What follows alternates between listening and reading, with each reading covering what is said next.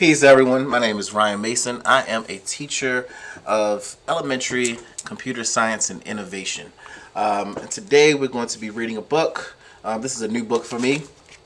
It's called Whoosh. And it is by Chris Barton, illustrated by Don Tate. And this is Lonnie Johnson's super soaking stream of inventions. All right, so let's get into it.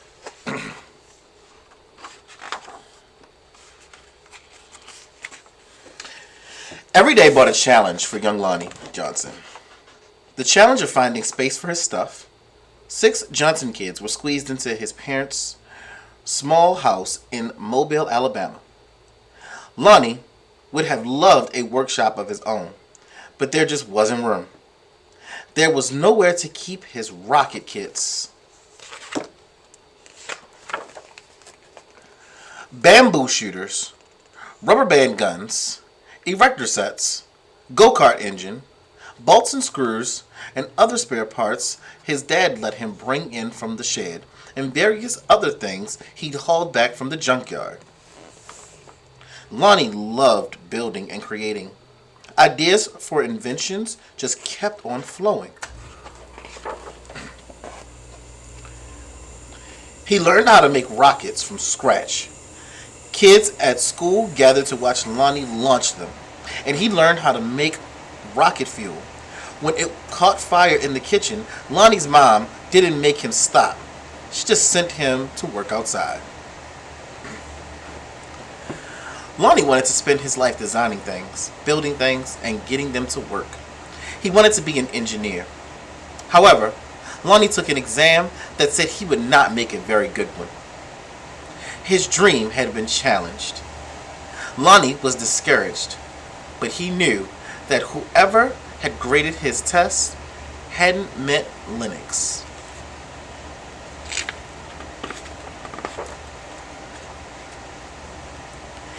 Inspired by a TV show, Lonnie had built his own robot. He made it out of scrap metal and named it Linux. Compressed air cylinders and valves allowed Linux's body to turn and its arms to move. The switches came from an old broken jukebox.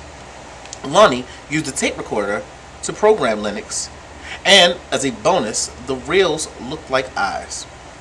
Lonnie wanted to enter his creation in a science fair, but he couldn't get the transmitter to work. Without it, Lonnie couldn't send commands to Linux. Science fairs came and went.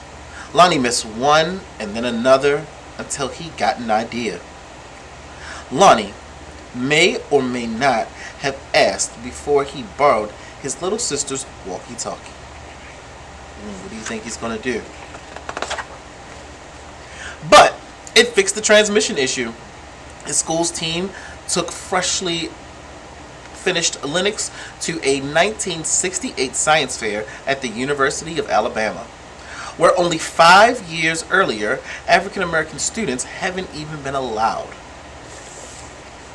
Having to compete in a place that still wasn't very welcoming, that was challenging with a capital C.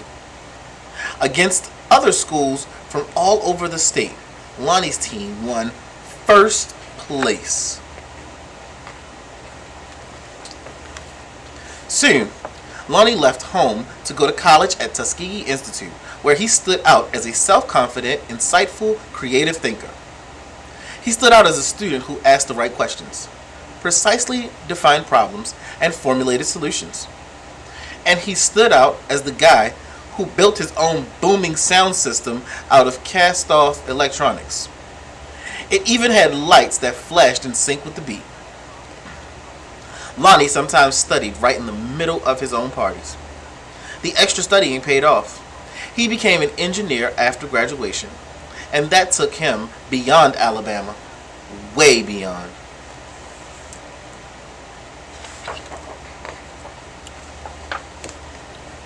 When NASA was sending an orbiter and probe called Galileo to Jupiter, the space agency needed to ensure a constant supply of power to the orbiter's computer memory.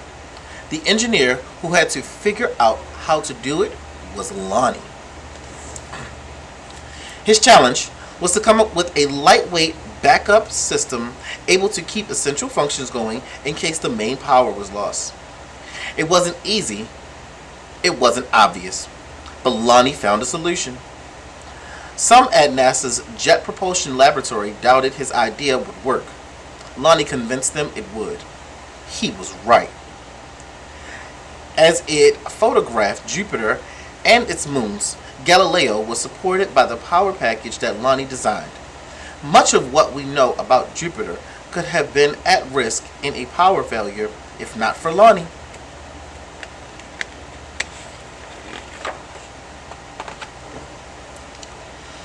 Ideas for other problems to solve just kept on flowing. They flowed whether Lonnie was working with hundreds of people at NASA or up late tinkering on his own inventions in, finally, his own workshop. Lonnie knew the world's millions of refrigerators and air conditioners needed a new cooling system. One that didn't use R12, a chemical that was bad for the environment. He had an idea for using water and air pressure instead. To test his idea, he made a pump and nozzle, connected them to the bathroom faucet, turned on the faucet, turned on the pump, and then, what do you think is going to happen? Whoosh! The stream that blasted across the bathroom was so powerful it created a curtain swirling breeze. It also gave Lonnie an idea for yet another invention. This, he thought, would make a great water gun.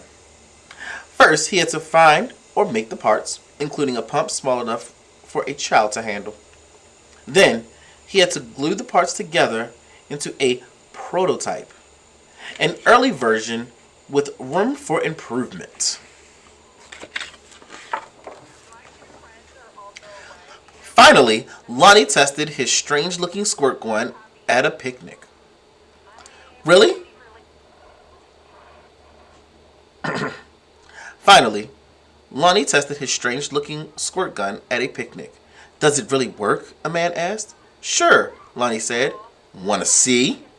Lonnie worked up the pump, which squeezed air into a chamber. When he pulled the trigger, the air escaped, forcing water out with a whoosh!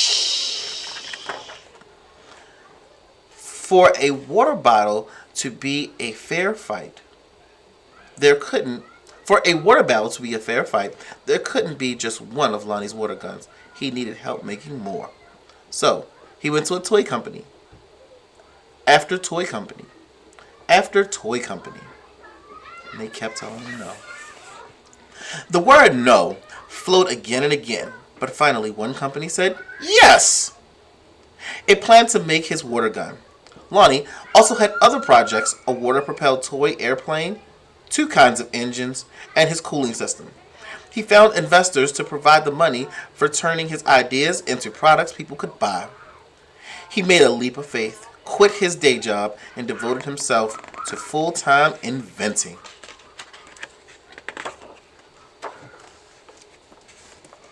That's when the big bucks are going to start rolling in. But soon, each plan fell apart, even the one for the water gun.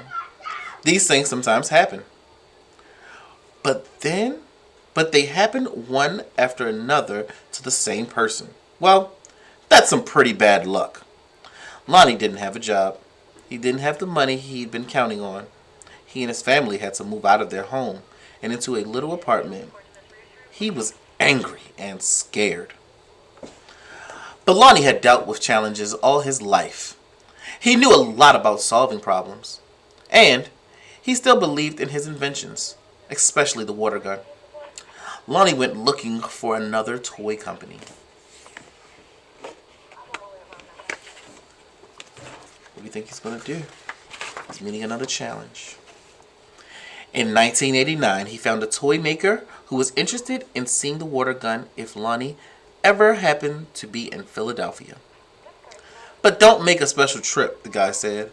Lonnie made a special trip. In his wife's suitcase, he carried a new prototype. He unpacked it, filled the tank with water, pumped the gun until the air pressure was good and high, and whoosh!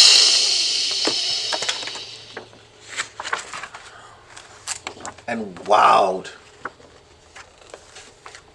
the audience. Kids everywhere agreed with that wow. Lonnie's water gun, called the Super Soaker, became a smash hit. In no time, there were Super Soakers in backyards, on beaches, in parks, and on playgrounds. Each sale of a Super Soaker put a little money into Lonnie's pocket. All those hours, all those years that Lonnie spent in his workshop had paid off big time. Now, he could afford to do just about anything he wanted. So what did Lonnie do? He got a bigger workshop, which is where you'll find him today. Because facing challenges, solving problems, and building things are what Lonnie Johnson loves to do. And his ideas just keep on flowing. Does anybody else have great ideas? What kind of ideas do you have?